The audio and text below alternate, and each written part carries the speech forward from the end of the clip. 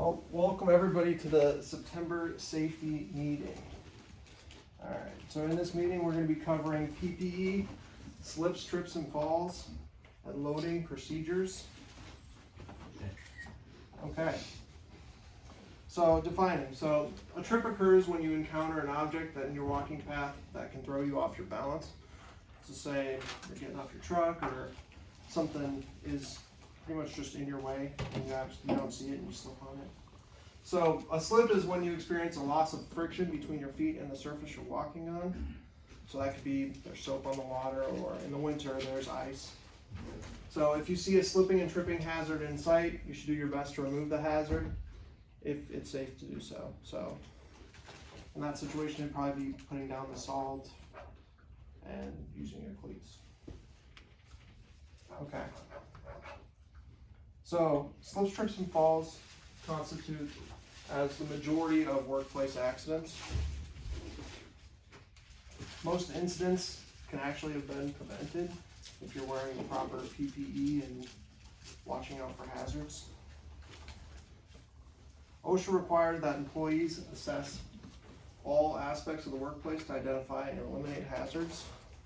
Roger's lucky I didn't have the video of him slipping in the parking lot, or else I would have I thought you were going to say he was a hazard. I didn't slip. There's a difference between a slip and a trip. I just learned that. So you I tripped over my shoelaces. Tripped over shoelaces. There you go. All right, so How old are you, Rod?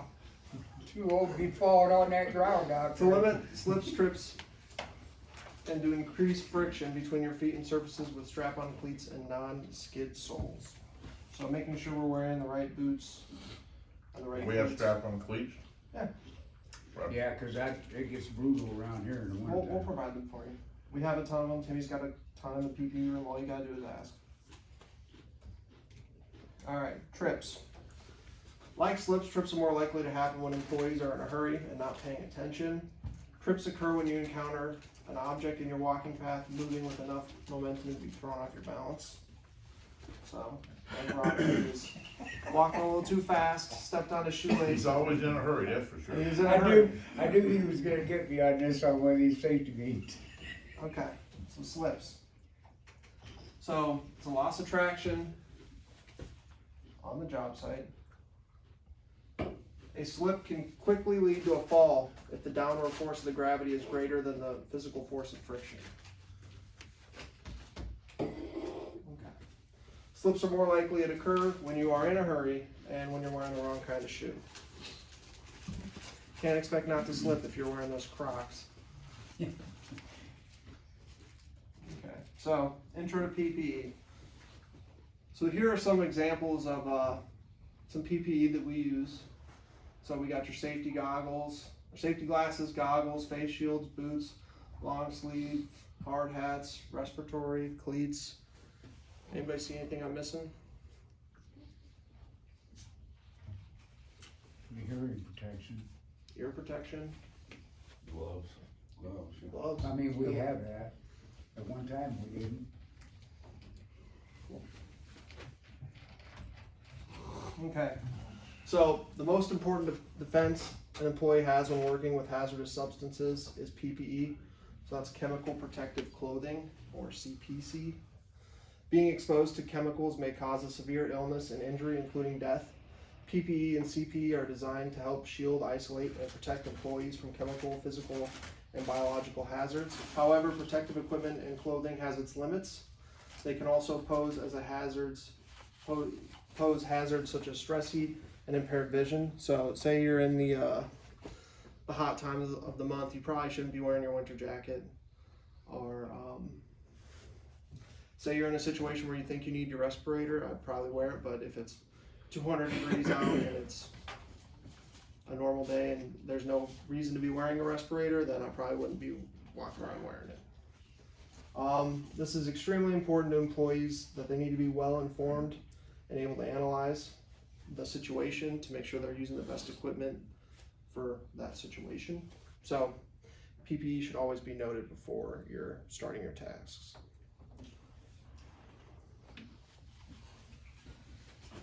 So how does our PPE differ when we're in the summer and when we're in the winter?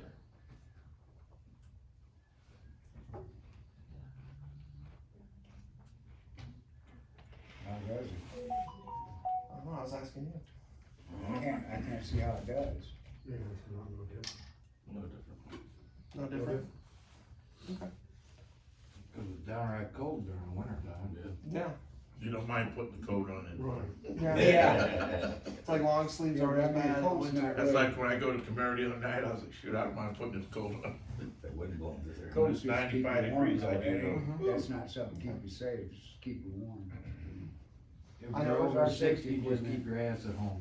I know, Don't bother going I'll out. tell you what, that one time they had us come out here, and we really had no business working, them people in the mills, they're inside. They had us working, it was 50-something below wind chill. It took me and John both, remember that, There's a John? third person too. Oh, with the hose? Yeah, Yeah. I mean, there comes a time where if the weather, like something like that, we have a hard time performing our job. Oh, you can tell them, it's hard to You get know. the hose on sometimes. I mean, you go grab one of them hoses when it's, It's even frozen when solid, it's yeah. 20 below, even when it's I zero. think them hoses at Amrock's be a little easier now. Oh, those new ones they put Well, in, yeah, I the know wire what they hoses, used to have yeah. there. My God, I used to have to pull the truck up. Well, you know Get what it I'm to saying, line. though, you know You what got I to mean? put a wrench on it just to Yeah. get leverage to get it Yeah. up on there, yeah. And then you're fighting with that, and you got slick conditions underneath you on top of it working against you. I mean, it actually does get dangerous. When I first started here, I went to go on the ladder once and slid right under the trailer. Yeah. I mean, they wouldn't put nothing over there, the Amrock back then. Just get salt out there. And that- We I got mean, that shanty that's- now, just keep We're us some gonna, salt out there. we're gonna have a ton of salt out this year, and that's another big thing that we're gonna hit on. PPE wise, make sure you have cleats, even if you don't. I don't even know how this stuff regenerates, cause I do not care. I mean, I'm sure there's guys here who probably go in there and run that plant. But they always told us you couldn't put salt there because it would get back into the stuff. Was that true? When they get the soft run, it would screw it up. Yeah, they don't do Well, you that know crap that night, anymore. you know that night that Thelma, we had a lady that used to clean up around here, her name was Thelma. Irma. Yeah. Irma. The night she fell, about an hour and a half before she fell, I was out there doing pre-trip, and same thing, I mean, it was just solid ice, both feet just come instantly out from under me, and I landed flat on my back and seen stars. And about an hour and a half after that happened, she fell out there on that Did sidewalk. you see and broke stars her when hip. you hit your head? Huh? You hit your head? Yeah, I hit my head. Okay, I was So- wondering what happened. What do you think I seen the stars with? Make sure this year, before it gets cold, you come in and talk to us, make sure you have your cleats. And if you're ever in a situation where you're thinking, hey, we need salt, let's go ahead and use it. That's cool. Alright, loading procedures at inlet. Who all goes to inlet here? everybody. Alright, so this was just a random one, we're throwing it in there to kind of just hit on what we do. So when the trailer is spotted in position, what do? You lower the catwalk. What's the purpose of the catwalk? So you don't fall off the truck. Good. Okay, so it prevents slips and it's Gives you a workplace. how do you secure it to the trailer? I don't. Bungee cord. Yeah, I strap it. don't. Is there You're talking about the hose or the catwalk itself? is there a reason why you don't, or is it Well, when you just put the hose loading down. thing over it, it holds it down. Oh, yeah. Yeah, once you start it, before you, it'll come back up. Yeah, it can Better come back watch it. up, yeah. Oh, it'll get you. If you- yeah. Yeah, it can come back up. Oh, it does. I just put my foot on that. okay? So just as a hint, make sure that we're double checking that the cage is being utilized properly. And They actually have a little too free now. Before it was too heavy, now it comes, it's shoot up. Yeah. They need to adjust it a little bit. and that's definitely something we need to be aware of. Well, So the hose is still leaking too. Yeah, leaking bad. I didn't waste any this week. That was a total there last time.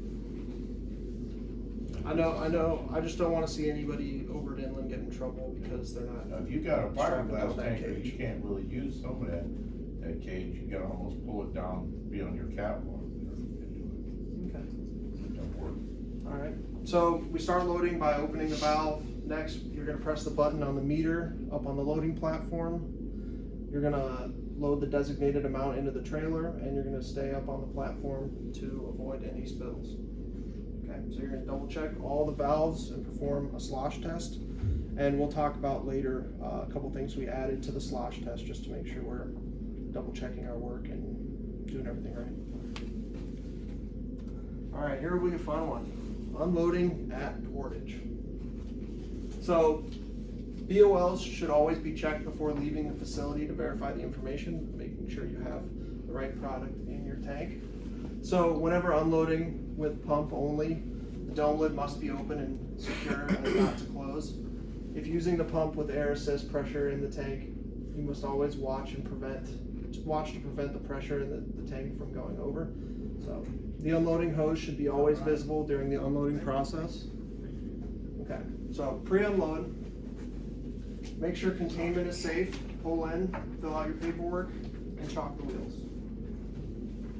Unloading preparations, you're gonna remove the bolts holding the blind flange on discharge line on the trailer and remove the blank. So next you're gonna inspect the flange equipment and inspect the rubber and remove the 4-bolt flange on the unloading hose carefully. Then you're gonna remove the bolt away from the face, ensuring that there's no pressure in the hose. They don't even have those things on there. They don't. So I pretty I much, don't want them on there, but I'm saying they don't have. this is pretty much a 1-for-1 of the stuff that we have in our red book. So if you guys see something that you think, hey, we need to change this in the procedure, I'm all ears.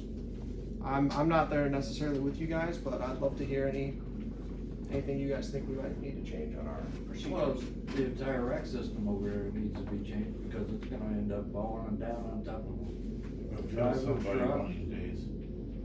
I mean, The other thing I don't like is like some of these trailers, you gotta actually, I do anyway, you gotta stand off that rack and stand down onto the trailer. Put the hose on And And I have to you run have even no short one. three-point contact when you're doing that, cause you're holding the hose, putting it on the fitting itself, you know what I mean? And so, there's nothing to stop you if you go to fall. best thing they can Just just the ground. bring in that way. Yeah, except All I can tell you, the best way to explain their rack, you know, we put our little lever that we open the valves. You have to keep moving it because it's rusting away. On that west side, you know how they put the handle to open the valve? The holes keep breaking off and you keep moving the thing down. Yeah, you gotta wear your hard hat over there cause the chunks fall off and hit you in the head. Yeah, it's Well, unbelievable. we should always be wearing our hard hats. Yeah, cause you get hit with that rack over there that they were supposed to fix 5 years ago. Was that plan, 5-year plan? Yeah, it was in there, they told me. Turn it into a Then they 10-year then they plan. just turn it to the next 5 years. Yeah. We'll roll it over there. Okay, so next we're gonna connect the delivery hose to the trailer and secure it with the 4-bolt flanges. We're gonna remove the locking pin and the Chicago coupling and the blank on the trailer, the air inlet line, and inspect the fitting. So you wanna make sure that everything's tight, everything's good. As far as the liquid unloading valves go, so you're gonna open the manual 3-inch valve, open Automax, check for leaks. If you find a leak, close the valve. And give us a call or let somebody at the plant know. So, from the top of the trailer, you're gonna verify the blow-off valve is closed and capped. You're gonna open the primary butterfly valve and secondary inlet air.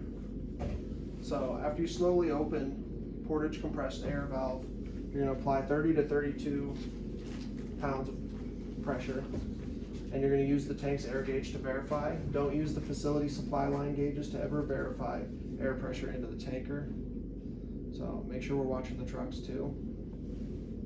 Control room, you're gonna contact the control room when you're ready to unload and start pumping. You're gonna open portage's WPL line.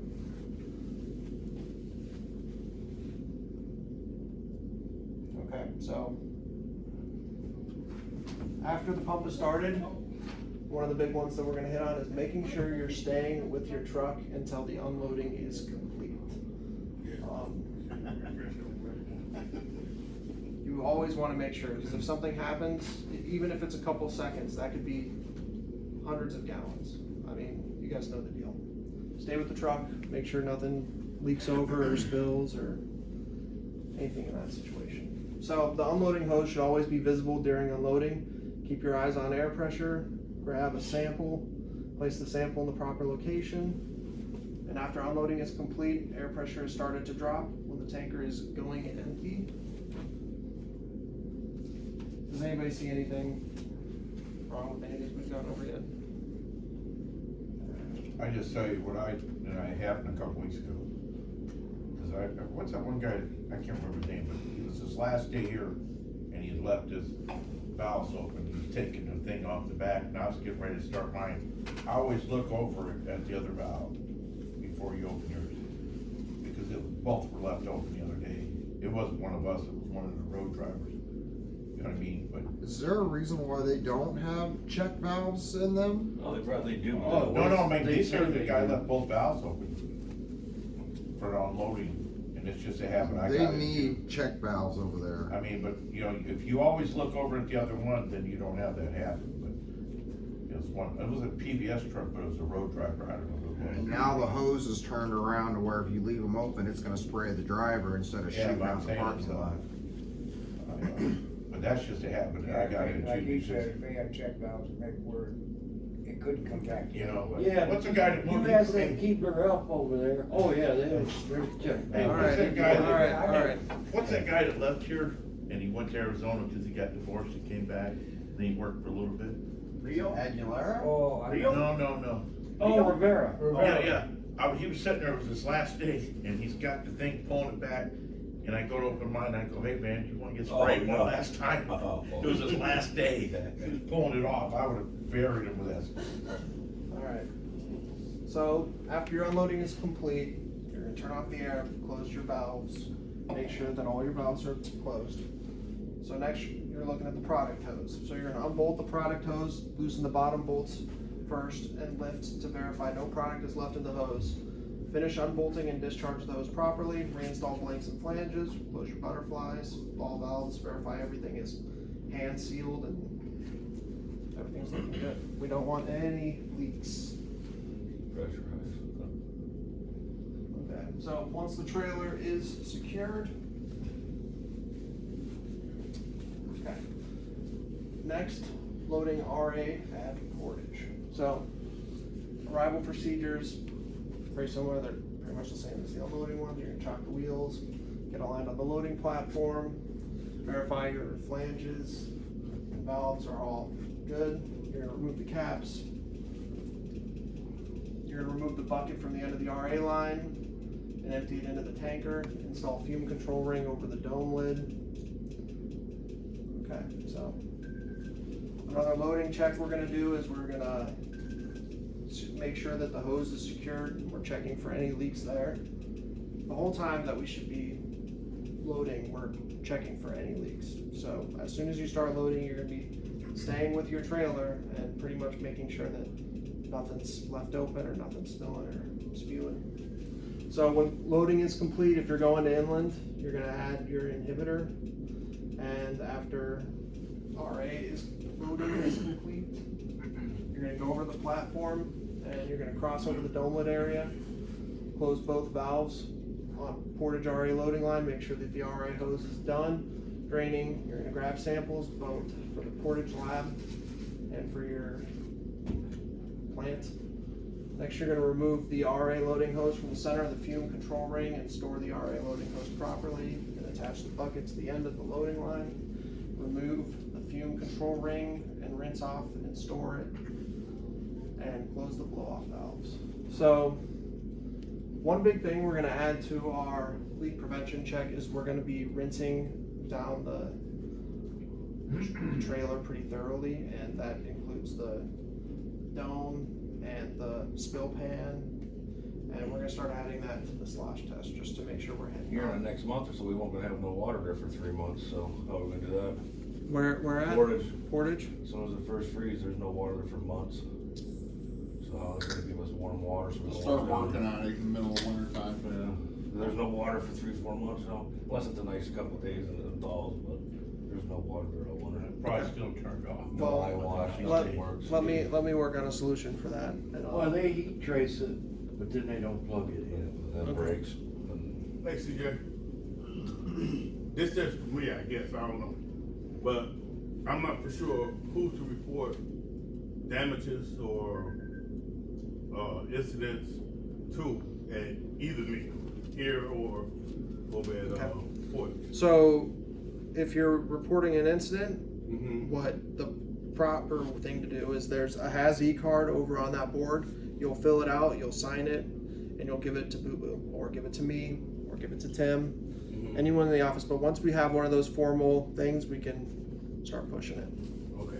Now, what about like hose damages and stuff like that? Who do we report that to? Us. Right. They- Yeah, same thing. I mean, you tell the plant guys, it might end up getting missed, but if you tell us, we'll make sure the plant guys fix it. Okay. We'll make sure it gets done. Okay, so here's our updated to our slosh test. I kind of highlighted them in red. You guys are familiar with this. I don't want to beat you guys to death. Wash the dome area and backspill pan after unloading. That is a new add.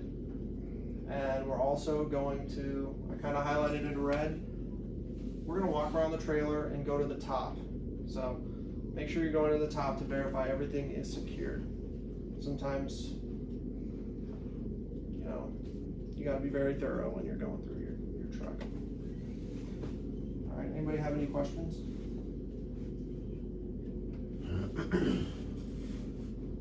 I'm looking for a comment section for the driver if they can't accomplish one of those tasks.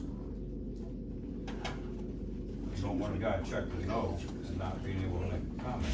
So, Because when he checks no, he didn't wash it down, he needs to be able to say water flows. okay, so in this situation, I would say select no and then flip it over on the back and write, hey, this is what's going on. Yeah. And we'll accept that. That's Right, just write it right on the front so they can see it too. yeah. Any way you want, we'll do it. I mean, every morning when your paperwork's turned in, we go through it. We look for that stuff. All right, so here's just some simple laws. Remember, hands free, click it or ticket. And if you see emergency vehicles, pull over. Anybody got anything? New hoses at Portage, Red and I put them on Nice. a week ago. They're a lot lighter, so they're not as heavy as the old ones. But if you guys could lift up on them a little bit without dragging them so much, because they're gonna wear through twice as fast as the other hoses. So we wanna make sure to use the lighter hoses, but we'd like for everybody to try to not drag them so much, because they'll go through to the wire so fast. And I think that hose is light enough, you can almost keep it off the ground a little bit, pull it over. Yeah, but the head is real heavy though. Yeah, the hose is like the head's 50 Yeah. pounds. Yeah, that was size. It is. Are they talking in, Cleveland Cliffs, whatever, about fixing that WPL? Recording. I haven't had a load here, I just know hard to. I'm working on it. I don't want to hear it. So I think I say that because if we go through too many of the light hoses, they're gonna go back to the heavy ones. So it's in everybody's best interest. Oh, does that thank you mean we're done? I know what's gonna happen, they'll go back to them super heavy ones here. So, even though it's Portage, we gotta take care of our equipment. Yeah. Thank you, guys. That's it.